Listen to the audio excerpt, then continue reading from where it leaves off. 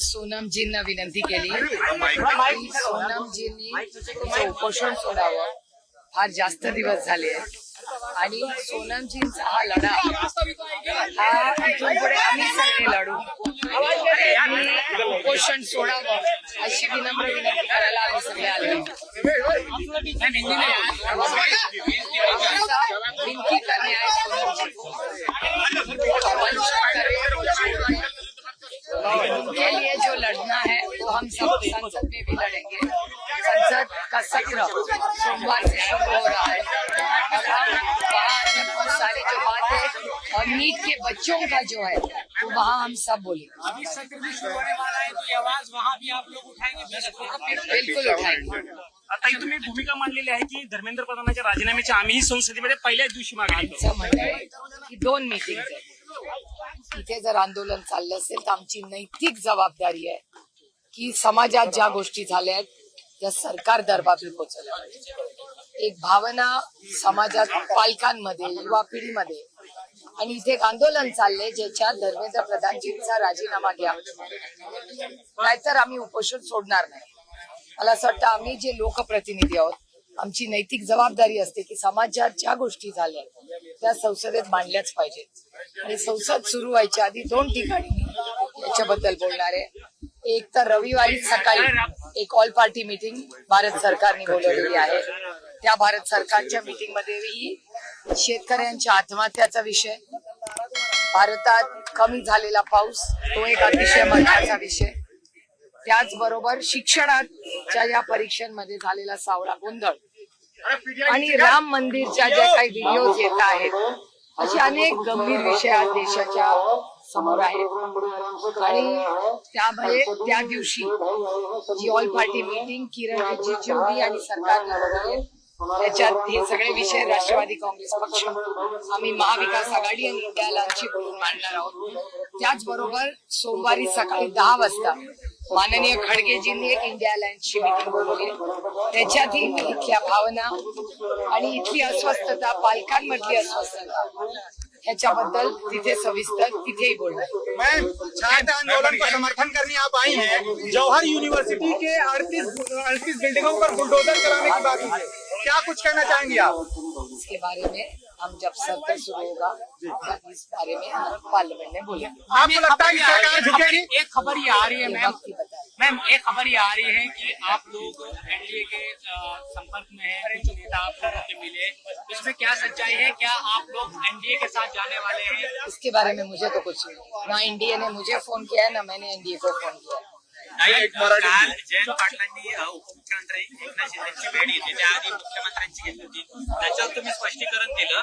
पण कालची जी भेट झालेली आहे, एक मिनिट, मी स्पष्टीकरण नाही दिलं, मी वास्तव सांगितलं. प्रेस घेतलेली होती, पण काल पुन्हा त्यांनी उपमुख्यमंत्र्यांची भेट घेतली आणि त्यामुळे पुन्हा त्याच चर्चा सुरू झालेल्या आहेत. हे बघा, एक साधारण लोकप्रतिनिधी जे असतात ना ते आम्ही लोकप्रतिनिधी आहोत.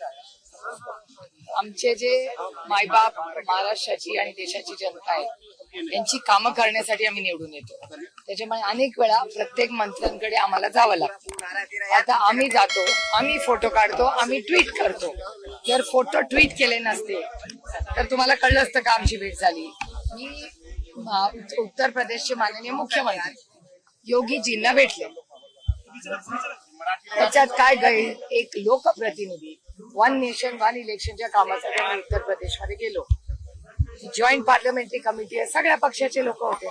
आम्ही जाऊन त्याच्यात भेटलो. एका सशक्त लोकशाहीमध्ये मला खरं सांगा, मंत्री काय गुन्हेगार आहेत का की आम्ही त्यांना भेटू शकत नाही?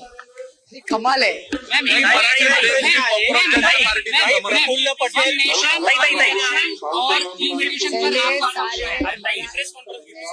मराठी में होगा उसके बाद.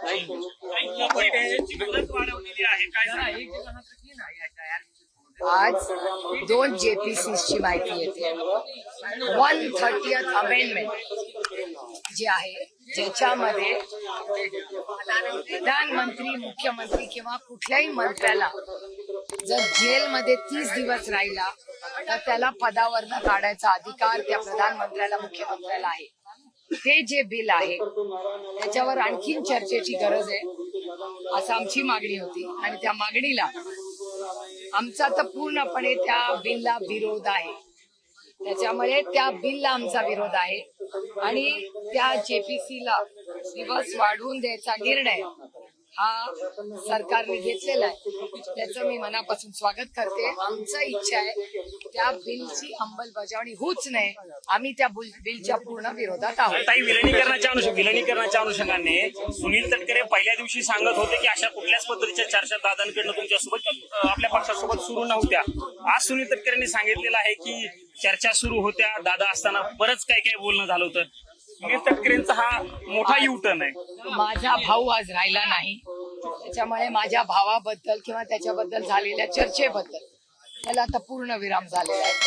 माझा भाऊ जाऊन 5 महिने झालेत. कुठे आता आम्ही एक कुटुंब म्हणून सावरतोय. त्याच्यामुळे वारंवार त्या जुन्या गोष्टी काढून माझ्या भावाची जी शेवटची इच्छा होती की हे दोन्ही पक्ष एकत्र येऊन गुण्यागोविंदाने सगळ्यांनी राज्याची आणि देशाची सेवा करावी, ही माझ्या भावाची शेवटची इच्छा होती. पण अर्थातच त्या राष्ट्रवादी म्हणजे माझ्या भावाची इच्छा पूर्ण करायची तयारी माझी दादा असतानाही होती आणि दादा गेल्यावरही होती. पण आता तशी काही भावना त्या बाजूने येत नाहीये. त्याच्यामुळे माझ्या मनात आणि आमच्या संघटनेत त्या विषयाला आम्ही पूर्ण विराम दिला. ज्या दिवशी दादा गेला त्या दिवशी त्या विषयाला जेव्हा कोणी आमच्यातले काही माननीय नेते बोलले आणि समोरच्यांनी सांगितलं की अशी घटना झालीच नाही, आम्हाला प्रचंड दुःख झालं आणि वेदना झाला. एक तर माझा भाऊ गेला होता आणि माझ्या भावाची शेवटची इच्छा पूर्ण करण्यासाठी आमचे सगळे प्रयत्न होते, कारण का तो प्रस्ताव माझ्या भावाचा होता. त्याच्यामुळे पूर्ण ऐकून तर घ्या. त्याच्यामुळे आमच्याकडून तो विषय आम्ही त्या दिवशी संपवला. आम्ही स्वाभिमानी लोक आहोत.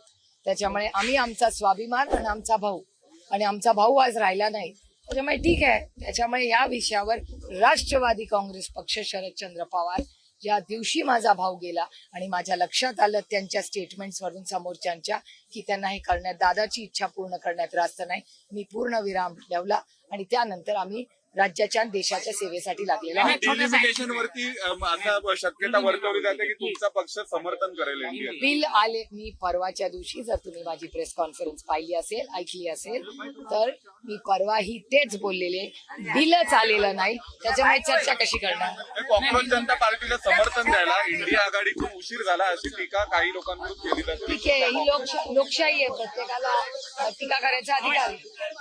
मैम, हिंदी में थोड़ा सा एक जवाब दीजिए. वन नेशन वन इलेक्शन और डिलिमिटेशन का अगर कोई सरकार लाती है तो आप उसका समर्थन करेंगे? एक तो डिलिमिटेशन का बिल आया ही नहीं है, तो हमें जो बिल देखा ही नहीं उसको कैसे बोल सकते. और वन नेशन वन इलेक्शन का जेपीसी चल रही है, उसका भी बिल फाइनल नहीं. तो जो चीज फाइनल नहीं है उसको मैं कैसे टिप्पणी कर सकती. थँक्यू ताई, थँक्यू सो मच.